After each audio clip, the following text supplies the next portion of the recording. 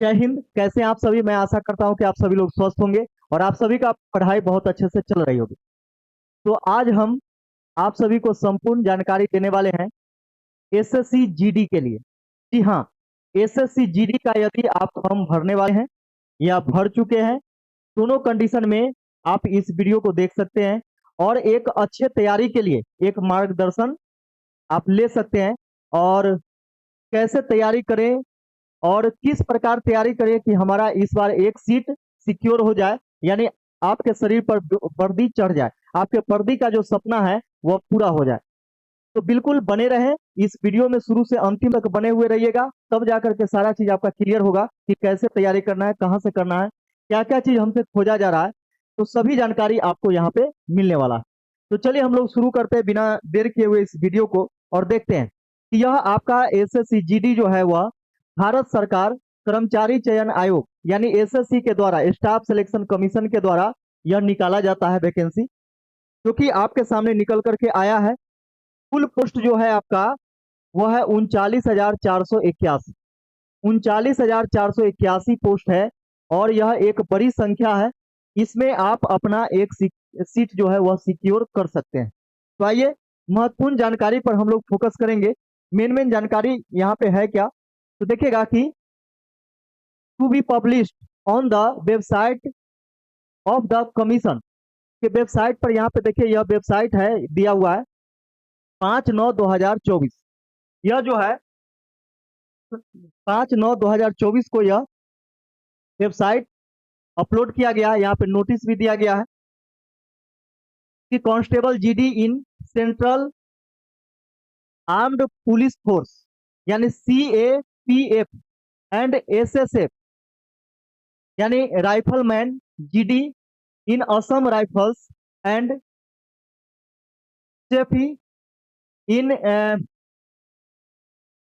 Narcotics control bureau examination 2025। ठीक है, यानी इन सभी का एग्जाम से संबंधित यह आपको नोटिफिकेशन दिया गया है, जिसमें आप यहाँ पे देखेंगे कि dates for submission of online application form, यानी कब से आप सबमिट कर सकते हैं। तो 5/9/2024 यह आपका फॉर्म फिलअप होना 5/9/2024 यानी 5 सितंबर 2024 से आपका स्टार्ट हुआ है और यह 14/10/2024 तक अप्लाई होगा। इसका देखिएगा कि last date and time for receipt on online application form, यानी लास्ट डेट जो है जो कि आपको आपसे रिसीव किया जाएगा वह आपका 14/10/2024 23 बजे तक है। 23 बजे मीन्स क्या, 11 बजे तक।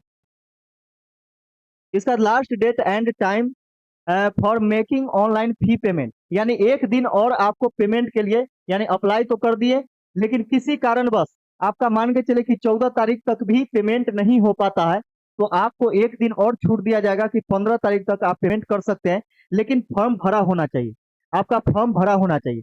इसलिए बोला जाता है कि आप लोग फॉर्म को भर ही लीजिए, यानी अंतिम समय का इंतजार मत कीजिए। ठीक है, इसका देखिएगा यहाँ पे कि date of window for application form correction, यानी करेक्शन का यहाँ पे डेट जो दिया गया है वह 5/11/2024 से, हाँ 5/11/2024 से 7/11/2024, यानी 2 दिन का आपको समय दिया जाता है कि किसी भी प्रकार का आपका त्रुटि है फॉर्म में, यानी किसी भी प्रकार का आप गलती किए हैं तो उसको आप क्या करें कि सुधार कर ले। यहाँ से आप सुधार कर सकते हैं 5/11/2024 से 7/11/2024 तक। ठीक है, 2 दिन का समय मिलेगा, उसमें आप सुधार कर सकते हैं। इसलिए सब कुछ देख करके भरिएगा ताकि आगे चल करके सुधार करने का जरूरत ही ना पड़े। नहीं तो बहुत सारे स्टूडेंट का यह होता है कि हमारा यह गलती हो गया, यह गलती हो गया, जिसके कारण बहुत सारे स्टूडेंट परेशान हो जाते हैं। सॉरी। इसका देखिएगा, इसका टेंटेटिव डेट दिया गया schedule of computer based examination, यानी CBT एग्जाम जो होता है, कंप्यूटर बेस्ड एग्जामिनेशन जो होता है वह आपको जनवरी फरवरी में लिया जाएगा, जनवरी से फरवरी में लिया जाएगा। यहाँ पे यह आपको यह डेट जो दिया गया यह फिक्स डेट नहीं है, हो सकता है कि जो इसमें थोड़ा सा बढ़ा भी सके, लेकिन जनवरी फरवरी तक आपको ऐसे तैयारी कर लेना है कि जनवरी फरवरी तक आप एग्जाम देने के लिए यानी अपने आप में बिल्कुल सेटिस्फाइड हो जाए। ठीक है, चलिए अब आगे देखिएगा, ये सब आपका वैकेंसी है कि क्या क्या चीज के लिए आपको रिकमेंड किया गया है, यहाँ से रिकमेंड निकाला गया है। अब यहाँ पे देखिएगा, हाँ यहाँ पे आप देखेंगे कि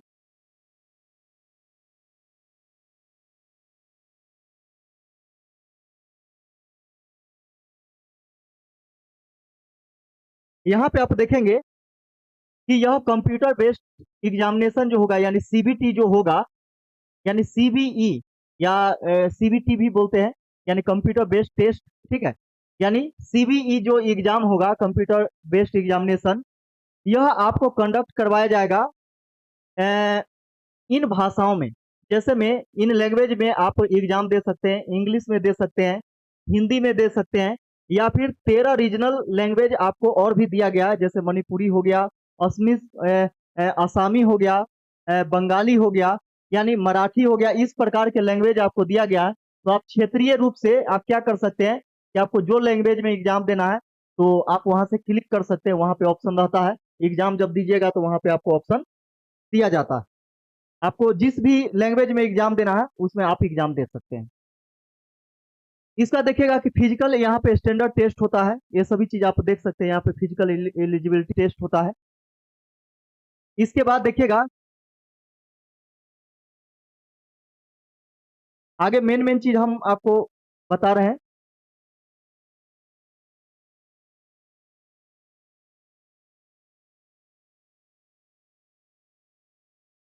हाँ यहाँ पे देखिएगा कि यहाँ पे जो आपका पोस्ट है, सबसे पहले देखिए पे स्केल आपको कितना दिया जाएगा। पे लेवल जो है आपका, यह 18,000 से 56,900 तक, 18,000 से 56,900 तक है, for the post of P in NCB and पे लेवल 3। यानी देखिए फर्स्ट लेवल, लेवल 1 में आपको यह पेमेंट है, और लेवल 3 में पेमेंट हो जाएगा आपका 21,700 से 69,100 तक, यानी ऑल अदर पोस्ट। इसका देखिएगा कि वैकेंसीज आपको दिया गया, इसका डिटेल्स दिया गया है वैकेंसीज के बारे में, कि यहाँ पे देखिए सबसे ज्यादा वैकेंसी आपको देखने को मिलेगा बीएसएफ में। सबसे ज्यादा वैकेंसी जो है वह बीएसएफ में है, यानी 15,654, 15,654, यानी बॉर्डर सिक्योरिटी फोर्स में आपको सबसे ज्यादा वहां पे वैकेंसी दिया गया। यहाँ पे कैटेगरी वाइज आप देख सकते हैं कि ये वैकेंसी अच्छा खासा इसमें देखने को मिल रहा है, ठीक है। इसमें अच्छा खासा वैकेंसी देखने को मिल रहा है कैटेगरी वाइज। और यहाँ पे देखिए यह मेल कैंडिडेट के लिए है, यह आपका फीमेल कैंडिडेट के लिए, ठीक है। यह आपका फीमेल कैंडिडेट के लिए है, यह मेल कैंडिडेट के लिए। उसी प्रकार यहाँ पे देखिए दूसरे नंबर पर सबसे ज्यादा वैकेंसी जो है वह आपका है सीआरपीएफ में, सीआरपीएफ में, यानी दो पोस्ट में सबसे ज्यादा वैकेंसी है, यानी एक बीएसएफ हो गया, एक सीआरपीएफ हो गया। लेकिन अधिकतर का जो रहता है वह एसएसबी वगैरह, तो इसमें थोड़ा कम वैकेंसी है, यानी 819 वैकेंसी है। तो यह ज्यादा रहता है, चाहत है कि नहीं कि एसएसबी में हमें जाना है। तो इसके बाद देखिएगा कि ये सारा वैकेंसी का डिटेल्स है, जिसमें भी आप फॉर्म फिलअप करना चाहते हैं तो वहां पे आप फॉर्म को फिलअप कर सकते हैं। अच्छे साइबर कैफे में जाइएगा, जो अच्छे से फॉर्म को फिलअप करता है उसके पास जाइएगा, हर चीज बारीकी से देख करके आप फॉर्म भरिएगा, क्योंकि मेन आपका प्राथमिकता जो होता है, यानी प्रथम जो एग्जाम का होता है वह फॉर्म ही होता है। अगर फॉर्म में किसी भी प्रकार का गलती हो जाता है तो बाद में जाकर के आपको बहुत ज्यादा दिक्कत होने वाला है, ठीक है। इसलिए सोच समझ के सब कुछ देखते हुए आपको फॉर्म को फिलअप करना।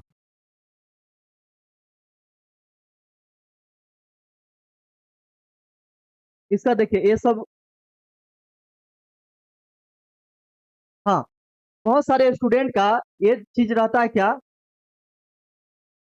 कि सर एक बात बताइए कि मेरा एज इतना है, मेरा एज इतना है, तो कब से यह जोड़ा जाएगा, कब से यह लिया जाएगा, ये चीज हमें बताइए। तो यहाँ पे देखिएगा कि एज लिमिटेशन जो दिया गया है यह है क्या कि 1/1/2025 से यह आपको काउंट किया जाएगा, ठीक है। 1/1/2025 से यह काउंट आपसे आपको किया जाएगा, ठीक है। हाँ यहाँ पे ये बोला गया है कि 18 से 23, देखिएगा ध्यान से समझिएगा, यानी candidate must be 18 to 23 years होना चाहिए। यानी कहने का मतलब 1/1/2025 तक आपका 18 साल पूर जाना चाहिए। 1/1/2025 तक 18 साल पूर जाना चाहिए। और 2/1/2002 यह आपसे नहीं लिया जाएगा, यानी 23 साल से ज्यादा अगर हो गया तब, यानी 23 साल से एक दिन भी ज्यादा हो जाता है। मतलब क्या कि 1/1/2025 तक या तो 18 साल पूर जाना चाहिए, या 1/1/2023 तक आपका 23 साल पूरना चाहिए। ठीक है, 23 साल। लेकिन जैसे ही आपका मान के चले कि इससे पहले आपका 23 साल पूर जा रहा है, तो फिर भी आप फॉर्म नहीं भर सकते। हाँ, भर सकते हैं कब, जब आपका यहाँ पे एज रिलैक्सेशन के लिए आपका कैटेगरी वाइज यहाँ पे दिया गया है। अगर इस कैटेगरी में आते हैं तो आप क्या कर सकते हैं कि 23 साल से भी ज्यादा आपको समय मिलता है। लेकिन यूआर यानी जनरल के लिए कोई छूट नहीं होता है, जिसके कारण उन्हें या तो 18 साल पूर जाना चाहिए 1/1/2023 तक, या फिर 1/1/2023 तक 23 साल कंप्लीट वह हो जाना चाहिए, यानी उससे ज्यादा नहीं होना चाहिए। ठीक है, अब यहाँ पे आप देखेंगे कि फर्स्ट है क्या कि एससी एसटी के लिए 5 साल का छूट दिया जाता है, यानी एज रिलैक्सेशन जो मिलता है वह पूरे 5 साल के लिए दिया जाता है। ठीक है, इसका तो ओबीसी को दिया जाता है 3 साल का। इसका मतलब इसमें आप जोड़ सकते हैं, यानी 23 साल आपका है, अगर एससी एसटी है तो इसे 5 साल और जोड़ दीजिए, तो 23 5 28, 28 ईयर तक आप फॉर्म भर सकते हैं। लेकिन यह ध्यान रहे कि यह सबके लिए कंपलसरी है कि 18 साल आपका हो जाना चाहिए 1/1/2025 तक। अगर उसके बाद आपका 18 साल पूरा रहा है तो आप फॉर्म नहीं भर सकते हैं। इसलिए ये चीज ध्यान में रखिएगा कि 1/1/2025 तक आपका 18 साल पूर जाना चाहिए। ठीक है, और इसके बाद एससी कैंडिडेट यानी 28 साल तक फॉर्म भर सकते हैं। ठीक है, इसके बाद ओबीसी कैंडिडेट जो है वह भर सकते हैं आप 23 साल प्लस 3 साल, 23 या 3 26 साल, यानी 26 साल तक आप फॉर्म को फिलअप कर सकते हैं। इसका देखिएगा कि एक सर्विसमैन यानी कहीं उनका जॉब था, उस जॉब को जॉब से रिटायर हो गए या फिर मान चलिए जॉब छोड़ दिए हैं, तो उनको समझिएगा क्या कि यहाँ पे एज रिलैक्सेशन यहाँ पे मिलता है।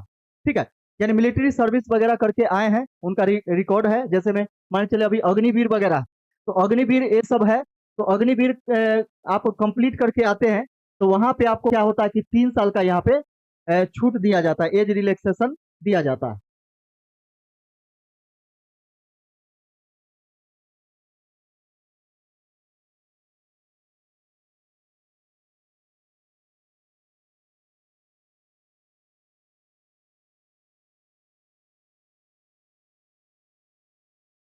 चलिए इसके बाद देखिए आगे, ये सब देख लीजिएगा क्या क्या है। ये सब मान के चले कि विक्टिम घोषित किया गया, यानी मर्डर वगैरह केस में अगर वह बाल्यावस्था में कहीं चला गया है, यानी जेल वगैरह चला गया है, और वह निर्दोष साबित होकर के या फिर मान के चलिए बेल वगैरह सारा चीज कंप्लीट होकर के बाहर आता है, तो उसे कहीं पर 8 साल, कहीं पर 10 साल, कहीं पर कैटेगरी वाइज है। यहाँ पे देखिए ओबीसी कैंडिडेट है तो उसे 8 साल, एससी एसटी है तो उसे 10 साल, यानी एज रिलैक्सेशन दिया जाता है। यहाँ पे देखिए ईडब्ल्यूएस वगैरह है ना, या फिर गुजरात यूनिवर्सिटी है तो उसे 5 साल का छूट दिया जाता है ना।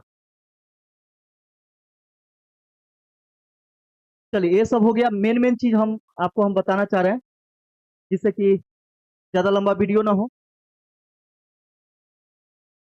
ये सब एक सर्विसमैन के लिए है।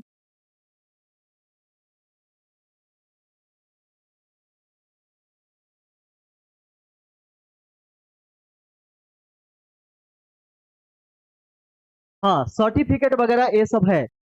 जैसे मान के चलिए आपको एज रिलैक्सेशन चाहिए, या फिर किसी भी प्रकार का आपको छूट चाहिए, जैसे में एससी के लिए छूट, एसटी के लिए छूट, तो यहाँ पे सबसे बड़ा दिक्कत यह होता है कि देखिए बहुत सारे स्टूडेंट यह बोलते हैं कि सर हम बिहार पुलिस का एग्जाम दिए हैं, या फिर हम और भी बिहार का एग्जाम दिए हैं, या फिर देने वाले हैं, या फॉर्म भरे हैं, जिसमें हमसे ओबीसी के लिए या फिर एससी के लिए या एसटी के लिए सर्टिफिकेट खोजा गया था, जैसे में एनसीएल वगैरह खोजा गया था, ईडब्ल्यूएस खोजा गया था, तो क्या वह काम आएगा इसमें?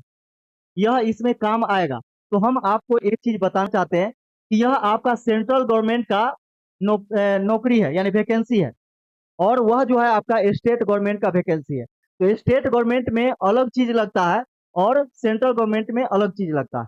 इसलिए आप अभी से ही क्या करें कि सेंट्रल वाला, यानी कहने का मतलब क्या कीजिए, भारत सरकार वाला आपको क्या करना है कि ब्लॉक में जाकर के आपको ब्लॉक से ही बनेगा, लेकिन वह आपको भारत सरकार वाला क्या करना है, सेंट्रल गवर्नमेंट वाला, यानी जो आपको छूट चाहिए एससी एसटी ओबीसी ये सब के लिए, तो एनसीएल लगता है ओबीसी में, और ईडब्ल्यूएस लगता है आपका जैसे यूआर में है ना, जनरल में ईडब्ल्यूएस सर्टिफिकेट लगता है।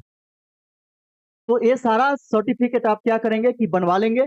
बनवाने के बाद ही आप क्या करेंगे कि एलिजिबल होंगे, तो आराम से जाकर के बनवा लीजिए, और पहले ही बनवा करके रखिए। अब वैकेंसी आ चुका है, इसलिए पहले ही बनवा करके रखिएगा, बाद में बनवाइएगा, हो सकता है कि मान्यता दे या न दे, इसलिए अभी से बनवा लेना बहुत ज्यादा जरूरी है। तो ये चीज हमेशा ध्यान में रखिएगा कि बहुत सारे स्टूडेंट का यह डाउट होता है कि हम तो बनवाए हुए हैं, ईडब्ल्यूएस बनवाए हुए हैं, एनसीएल बनवाए हुए हैं, कास्ट सर्टिफिकेट वगैरह सब बनवाए हुए हैं, लेकिन वह आपका बिहार के लिए है, यानी स्टेट गवर्नमेंट के लिए, स्टेट गवर्नमेंट एग्जाम के लिए है, लेकिन यहाँ पे सेंट्रल गवर्नमेंट का है, तो उसी के आधार पे आपको बनाना पड़ेगा। ठीक है, ये चीज आपका क्लियर हो गया होगा।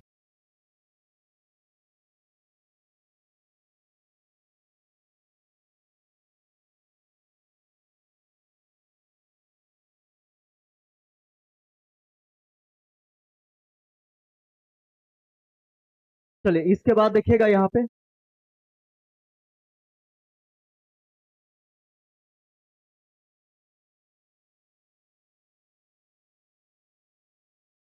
हाँ, यदि आप एनसीसी वगैरह किए हुए हैं, तो एनसीसी देखिए सी ग्रेड के सर्टिफिकेट के लिए, यानी सी सर्टिफिकेट होता है, ठीक है, यानी इसमें भी कैटेगरी दिया गया है।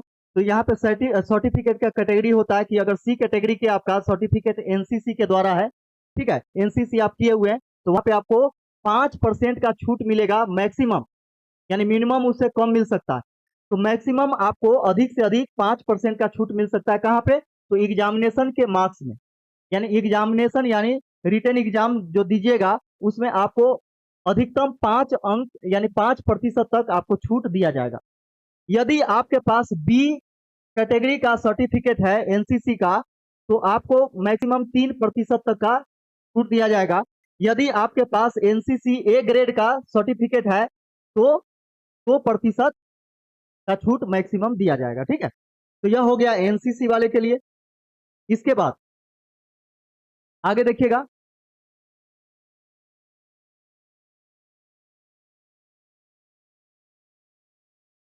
यहाँ पे अप्लाई कैसे कर सकते हैं उसके लिए यहाँ पे दिया गया है। ठीक है,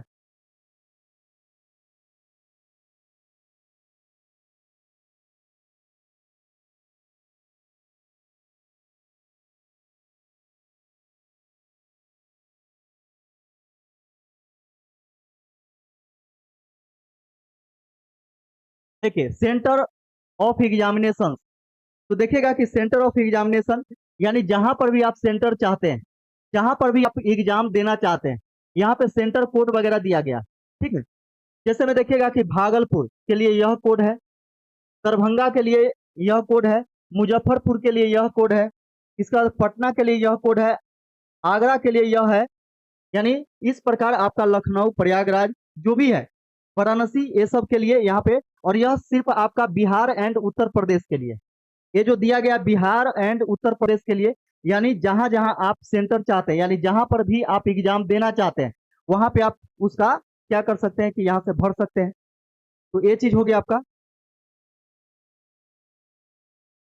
उसी प्रकार यहाँ पे देखिएगा कि यह आपको ईस्टर्न, यानी ये रीजन के अनुसार है। ठीक है, यानी जहां पर भी आप एग्जाम देना चाहते हैं, इसके लिए Andaman Nicobar, island, Jharkhand, Orissa, Sikkim and West Bengal, उसी प्रकार आपका ये सभी चीज है। जिस भी स्टेट में आप रह रहे हैं, उस स्टेट के अनुसार नजदीकी देखिएगा कि जहां भी आपको एग्जाम देने में सुविधा हो, वहां पे आप फॉर्म भर सकते हैं।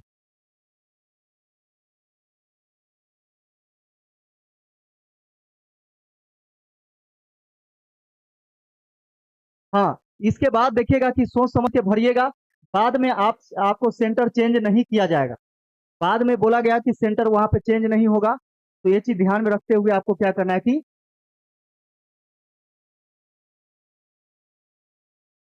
अब आगे देखेगा कि स्कीम ऑफ एग्जामिनेशन, यानी एग्जामिनेशन का क्या स्कीम रहेगा, क्या शेड्यूल रहेगा इसका, यानी इसका सिलेबस क्या है, ये चीज ध्यान से समझिएगा। यही आपका मेन है, क्योंकि आप जानते हैं कि फिजिकल बहुत आसान होता है इसका, लेकिन मेन होता है आपका रिटेन। मेन रिटेन होता है, यदि आप रिटेन में पास कर जाते हैं तो फिजिकल आपके लिए आसान हो जाता है। तो यहाँ पे देखिएगा कि कंप्यूटर बेस्ड एग्जामिनेशन होगा, यानी सीबीई होगा आपका। ठीक है, तो यहाँ पे देखिएगा the computer based examination will consist of one objective type paper. हाँ, यानी देखिएगा कि काउंटिंग किया जाएगा 80 क्वेश्चन। ठीक है, यानी कंडक्टिंग किया जाएगा आपका 80 क्वेश्चन दिया जाएगा। कैरिंग किया जाएगा 2 मार्क्स, यानी प्रत्येक क्वेश्चन के लिए each with the following composition. यानी कहने का मतलब क्या है कि 80 क्वेश्चन आपको रहेगा और प्रत्येक क्वेश्चन 2 अंक का होगा। प्रत्येक क्वेश्चन 2 अंक का होगा, इसका मतलब 160 मार्क्स का आपका एग्जाम होने वाला है। 160 मार्क्स का आपका एग्जाम होने वाला है, जबकि क्वेश्चन कितना रहेगा तो 80 क्वेश्चन रहेगा। 80 क्वेश्चन कहाँ कहाँ से रहेगा, तो यहाँ पे देखेगा कि यहाँ पे पार्ट दिया गया, part A, part B, part C और पार्ट डी। इसका देखिए सब्जेक्ट दिया गया यहाँ पे जनरल इंटेलिजेंस एंड रीजनिंग, यानी यह रीजनिंग का प्रश्न होगा। रीजनिंग का प्रश्न कितना होगा तो नंबर ऑफ क्वेश्चन 20, और प्रत्येक क्वेश्चन आपको पता है कि 2 अंक का है, इसलिए 20 दूनी 40 अंक का, यानी मैक्सिमम आपका 40 मार्क्स का एग्जाम होगा। ठीक है, इसके बाद देखिएगा कि यहाँ पे पार्ट बी में आपका general knowledge and general awareness का एग्जाम होगा, यानी जीके जीएस जिसको बोलते हैं। वो भी आपका 20 प्रश्न होगा, ये भी प्रत्येक क्वेश्चन 2 अंक का होगा, इसलिए यहाँ पे देखिएगा कि 40 अंक आपका मैक्सिमम दिया गया है। उसी प्रकार यहाँ पे देखेगा कि पार्ट सी में यहाँ पे एलिमेंट्री मैथमेटिक्स, यानी इसमें आपको मैथ से क्वेश्चन पूछा जाएगा। 20 क्वेश्चन आपका मैथ का होगा। ठीक है, 20 क्वेश्चन आपका मैथ का होगा और प्रत्येक क्वेश्चन 2 अंक के होंगे, अर्थात 40 अंक का आपका मैक्सिमम एग्जाम लिया जाएगा। यहाँ पे पार्ट डी में यह आपका इंपोर्टेंट है कि आप हिंदी लेना चाहते हैं या इंग्लिश लेना चाहते हैं। हिंदी लेना चाहते हैं या इंग्लिश लेना चाहते हैं, तो जिनका इंग्लिश अच्छा है वह इंग्लिश सेलेक्ट करेंगे, और जिनका हिंदी अच्छा है वह हिंदी सेलेक्ट करेंगे, और अपने लैंग्वेज के अनुसार आप एग्जाम दे सकते हैं। यदि आप हिंदी से एग्जाम देना चाहते हैं तो हिंदी व्याकरण आपको पढ़ना पड़ेगा, हिंदी से संबंधित सारा चीज आपको मुहावरा वगैरह, राइटर, ये सब पढ़ना पड़ेगा। उसी प्रकार इंग्लिश से संबंधित आपको इंग्लिश का तैयारी करना होगा।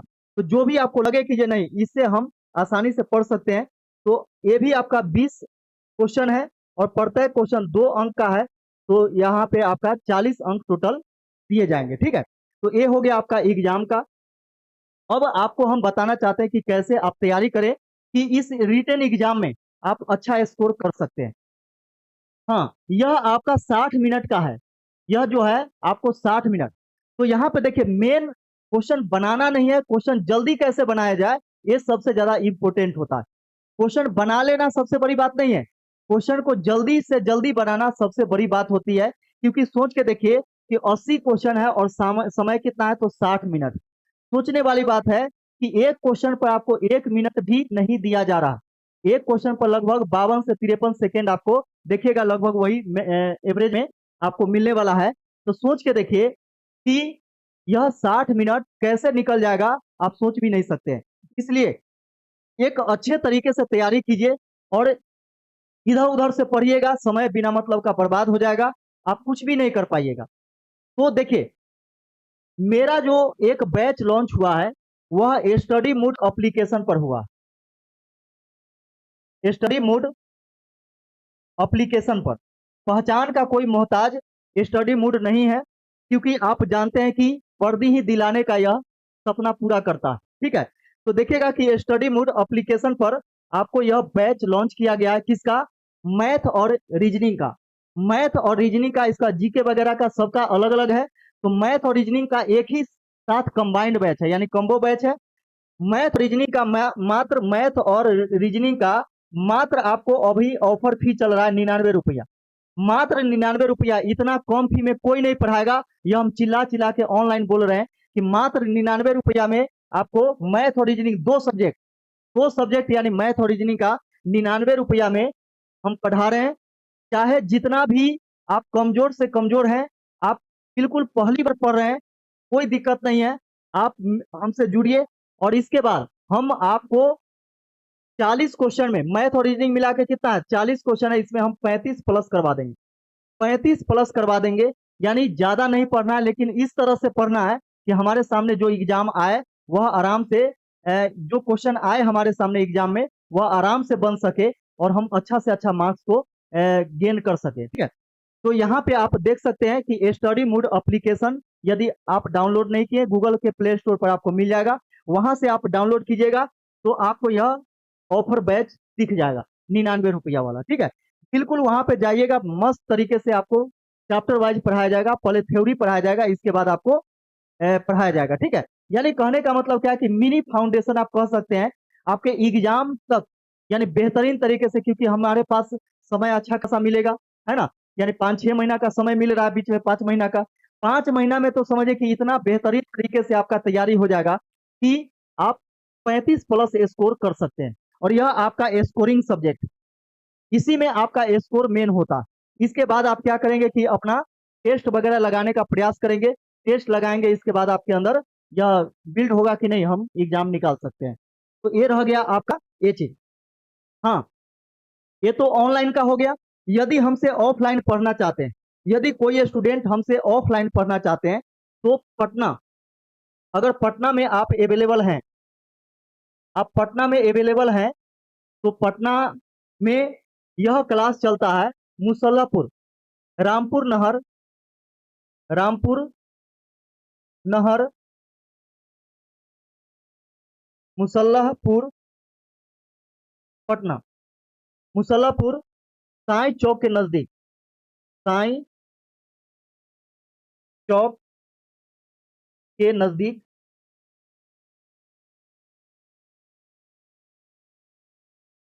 पटना। तो यह रामपुर नहर मुसल्लापुर साई चौक के नजदीक है। जैसे ही आप आइएगा आपको स्टडी मूड का यहाँ पे बैनर मिल जाएगा, यहाँ से आप देख सकते हैं। इसके बाद यदि किसी भी प्रकार का आपको प्रॉब्लम है, कोर्स खरीदने में प्रॉब्लम हो रहा है, या किसी भी प्रकार का सुझाव चाहिए, तो यह मेरा व्हाट्सएप नंबर है, यह मेरा पर्सनल नंबर है, तो प्लीज इस पर कॉल मत कीजिएगा। तो यहाँ पे देखिएगा कि यह नंबर हम दे दे रहे हैं ताकि आपको किसी भी प्रकार का परेशानी हो, किसी भी प्रकार का गाइडेंस लेना हो, पूछना हो, तो आप आराम से इस पर मैसेज कर सकते हैं, 6200 35 0 558। इस पर आप मैसेज आराम से कर सकते हैं और हमसे कुछ भी पूछ सकते हैं। इस ऑफलाइन बैच का चार्ज क्या रहेगा, ये भी मिनिमम रहेगा।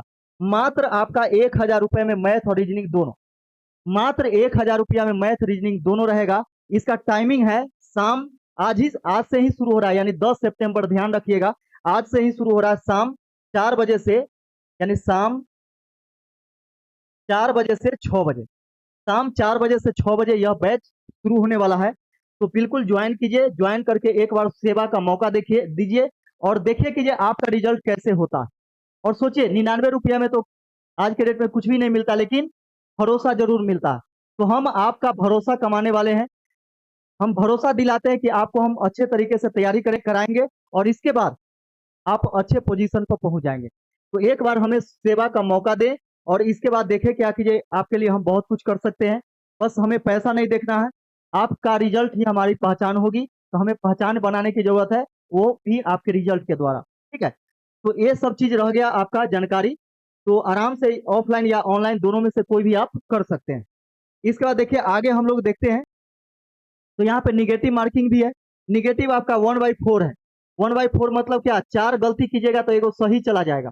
यहाँ पे 0.25 marks for each wrong answer, यानी गलत आप क्वेश्चन का आंसर देते हैं तो आपका 0.25 मतलब क्या, 1/4 कट जाएगा। मतलब क्या कि 4 गलती कीजिएगा तो एक सही वाला में से भी चला जाएगा। इसलिए ध्यान देकर के आपको क्या करना है कि बनाना है और बिल्कुल परेशान नहीं होना है। अब आगे देखिएगा कि आगे बहुत सारा चीज है आपको दिया हुआ। हाँ, इसमें मेन एग्जाम के बाद आप देखिएगा कि यहाँ पे फिजिकल टेस्ट के लिए आप देखेंगे यहाँ पे, फिजिकल टेस्ट के लिए आप देखेंगे यहाँ पे कि देखिए मेल कैंडिडेट के लिए, मेल कैंडिडेट के लिए 5 किलोमीटर 24 मिनट में तय करना। मेल कैंडिडेट क्या करेंगे कि 5 किलोमीटर का दौड़ 24 मिनट में लगाएंगे। उसी प्रकार फीमेल कैंडिडेट के लिए है 1.6 किलोमीटर यानी 1600 मीटर का दौड़ 8.5 मिनट में तय करना। समझिए कि ये बहुत आसान दौड़ है, बस यही है कि ये एग्जाम के बाद आपको पैर वगैरह फ्री करके रखना होगा और पैर फ्री करके रखिएगा तभी लंबा दौड़ दौड़ पाइएगा। ठीक है, तो यहाँ पे देखिएगा कि ये चीज हो गया। इसके बाद एक मेल कैंडिडेट के लिए आपका हो गया, ये किसके लिए, तो कैंडिडेट फॉर लद्दाख रीजन, यानी यह लद्दाख रीजन के लिए ये चीज है। ठीक है, हाँ ये चीज आपका लद्दाख रीजन के लिए, मेल फीमेल के लिए। ठीक है,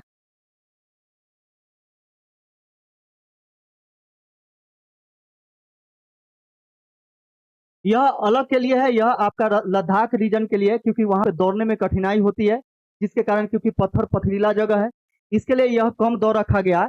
तो यह लद्दाख रीजन के लिए और यह अदर रीजन के लिए, जैसे में आप लोग देख सकते हैं। इसके बाद यहाँ पे देखिएगा कि आगे हम लोग देखते हैं हाइट की बात करें, यानी फिजिकल स्टैंडर्ड टेस्ट की बात करें तो हाइट के लिए यहाँ पे देखिएगा कि हाइट आपका है मेल कैंडिडेट के लिए 170 सेंटीमीटर, यानी 170 से कम नहीं होना चाहिए। ये चीज ध्यान में रखिएगा, मेल कैंडिडेट 170 से कम नहीं होना चाहिए। ठीक है, इसके बाद देखिएगा यहाँ पे कि फीमेल के लिए 157, फीमेल के लिए 157। लेकिन यहाँ पे आप देखिएगा कि यहाँ कुछ रिलैक्सेशन भी दिया गया है। रिलैक्सेशन क्या है कि relaxation in height to few candidate of categories of candidates, यानी कहने का मतलब, यानी इस कैटेगरी में आप आते हैं, जैसे में एसटी में आप हैं। ठीक है, अगर एसटी कैंडिडेट से आप आते हैं तो यहाँ पे आपका रहेगा क्या, मेल के लिए 162.5 और फीमेल के लिए इतना रहेगा। या फिर इसका देखिए ऑल शेड्यूल्ड कास्ट के लिए हो गया आपका नॉर्थ ईस्टर्न स्टेट, यानी इसके लिए है 157 से 147.5। तो अपना यह बिहार यूपी झारखंड ये सब जो आता है यह आपका इसमें आता है, तो इसमें ध्यान रखिएगा कि एसटी के लिए वह आपको हाइट दिया गया है। ठीक है, तो इस प्रकार यहाँ पे आप अपना देख लीजिएगा, देखने के बाद ही आपको क्या करना है कि फॉर्म को फिलअप करना है। अच्छे से सब चीज देख सकते हैं और देखने के बाद ये सारा चीज आप इस कैटेगरी के अंतर्गत आते हैं तो आप ये चीज कर सकते हैं। अब चेस्ट की बात की जाए तो मेल के लिए ही चेस्ट मांगा जाता है, तो यह आपका 80 सेंटीमीटर मैक्सिमम होना चाहिए। ठीक है, और मिनिमम फुलाने के बाद, यानी सीना को फुलाने के बाद 5 सेंटीमीटर फूलना चाहिए। ठीक है, 5 सेंटीमीटर फूलना चाहिए। तो ये चीज यहाँ पे दिया गया है। इसका यहाँ पे देखिएगा कि यह आपका शेड्यूल कास्ट के लिए 76+5, यानी 5 सेंटीमीटर फुलाना ही है, तो 76+5। और जनरल कैंडिडेट ओबीसी के लिए हो गया 80+5। ठीक है, ऐसे 81 से 86 हो जाता है। ठीक है, 81+5 86। तो इस प्रकार यहाँ पे आप देख सकते हैं ये सारा चीज है।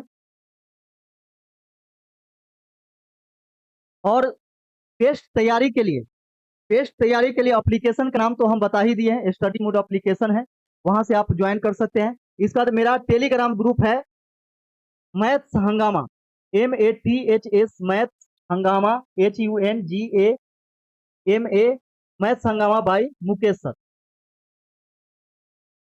Mukesh sir, maths Hungama by Mukesh sir. इसको भी आप क्या कर सकते हैं कि वहां पे ज्वाइन कर सकते हैं। ज्वाइन करने के बाद वहीं पे सारा चीज आपको दिया जाता है, क्लास से संबंधित हर कुछ वहां पे जानकारी दिया जाता है। तो यह वीडियो थोड़ा सा लंबा तो हो गया है, लेकिन इसमें आपको संक्षेप में हम अच्छा जानकारी देने का प्रयास किए हैं। तो मेरा प्रयास कैसा लगा आप कमेंट करके जरूर बताएं। अगर कोर्स आपको परचेज करना है या किसी भी प्रकार का कठिनाई हो तो मेरा मोबाइल नंबर तो दिया गया ही है। और फिर हम मिलते हैं अगले वीडियो में, तब तक के लिए जय हिंद।